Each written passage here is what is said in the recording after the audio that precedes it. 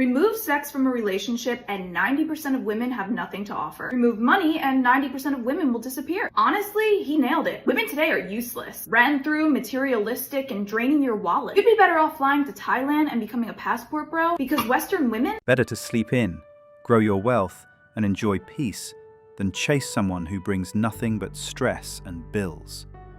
63% of men under 30 are single, and more than half of them aren't even trying to date. Why do you think that is? What do you think the root cause of that is? And I feel like a lot of younger men that are single, that aren't even trying, they don't want to dedicate the time. They want to build their business. They want to make it to the gym. They want to travel. They want to do it. And you know what? Finding a real relationship is work. It's not that they can't get dates. It's that they can't get the right ones. There was a study called from the Pew Center Research conducted a study that said 63% of men under age 30 would rather stay home and watch porn than go on a date. Men say they are getting their needs met without having to go on a date. Would men rather stay single than be with a woman is the question. That's what they're saying, pretty much. 63% of men. I think they're cheap. Yeah, they just ain't got no money. They don't have money, which you should get your money up before you start dating. So it is cheaper to sit home and beat your meat than actually go out and find actual women to hang out with. That's a sad reality. I disagree. Why? What do you think? Is it less of a headache to have to deal with a woman or something? There it goes. Like, it's a headache. Now I got to take you out. I got to hear what you had to tell your whole day. That's why you take out people you actually like, and then you don't feel that. Yeah, but then I got to get to know you first to like you, right? Yeah. So how do I get to know you? Call them. So you rather hand? Hey, listen, I'm married. Hey, you always gotta say. Okay, so if you wasn't married, I'd probably beat him by me at 100 miles an hour. Women demand attention, commitment, and cash. But men know staying home beats entitlement, drama, and disrespect. Checked out. No reward, just headaches. So I know it doesn't look like it because I just got out of the gym, but I'm the psychologist that talks about attachment and relationship patterns on here.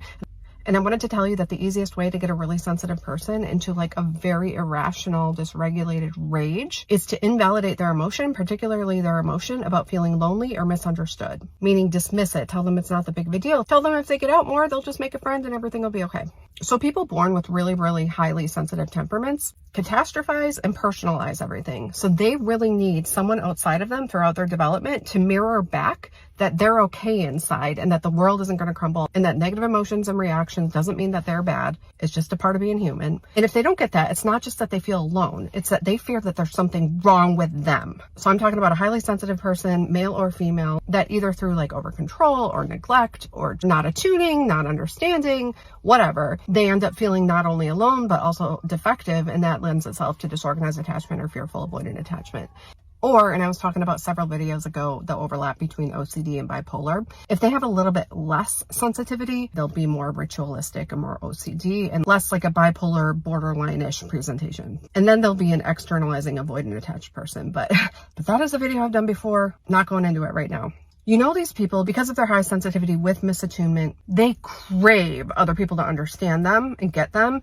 And they're very sensitive if other people don't. So these are the kids who, if their teacher doesn't understand them, or something simple, like their teacher gives them a lower grade or misjudges them and punishes them when they weren't the one talking or whatever, they are so dysregulated. It's not like, oh my gosh, that was annoying. And it's not like the PDA thing where they feel like their autonomy is taken away and they're being unfairly controlled and it was unjust. It's like they're hurt. They're deeply hurt that their teacher doesn't understand them. And these are the kids that the same thing, if they don't get into a party or whatever, it's deeply upsetting.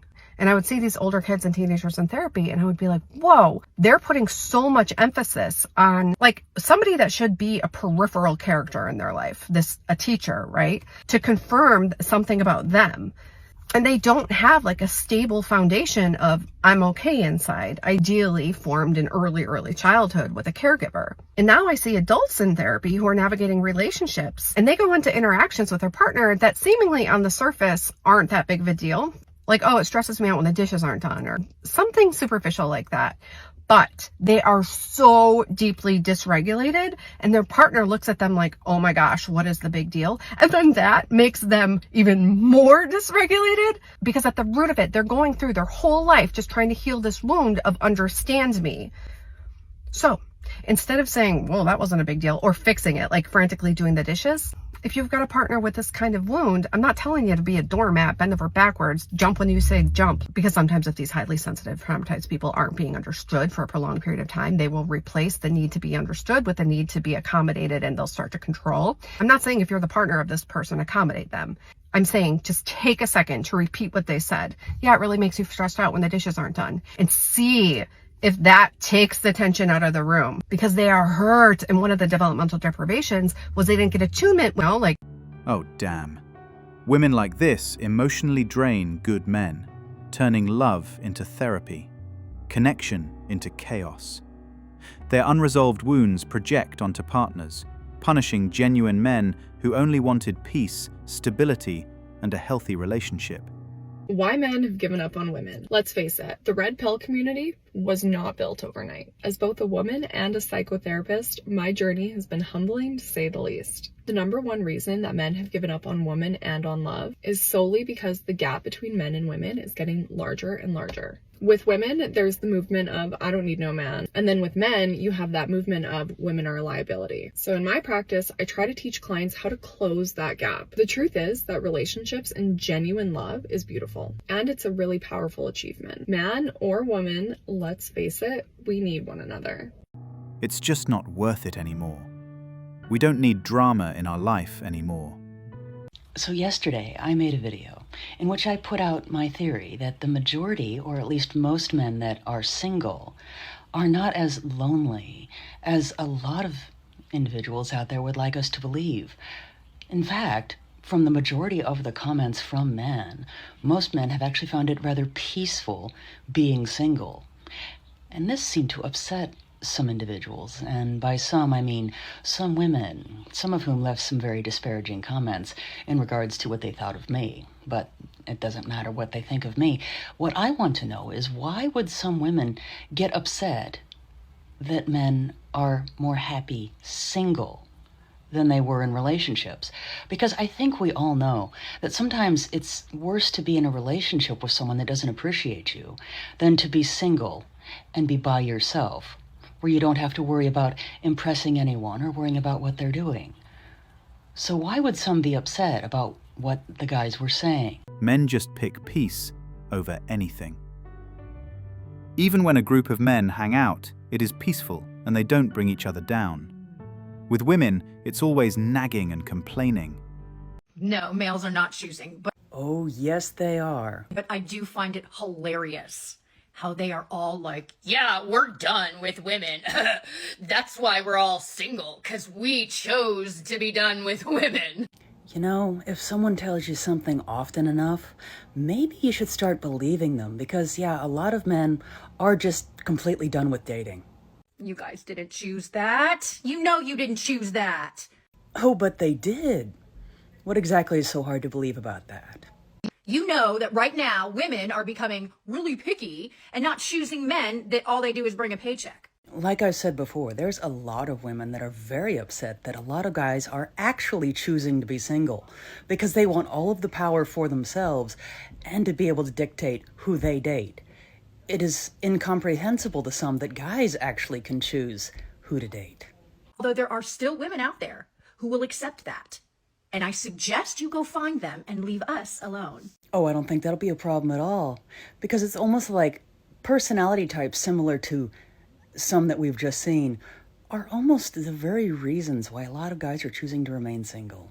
Here's the thing, men genuinely don't think that women will be happy alone because they are not happy alone. Has anybody ever seen the statistics about how women who are single live longer than men who are single?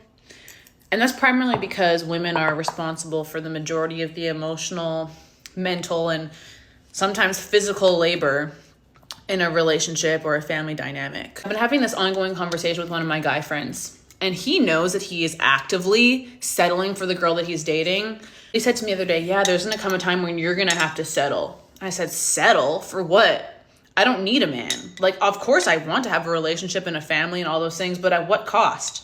Like, we've all watched our mothers and our grandmothers slave away in these relationships for a man that doesn't really care about them, or maybe was even settling. I would rather be alone.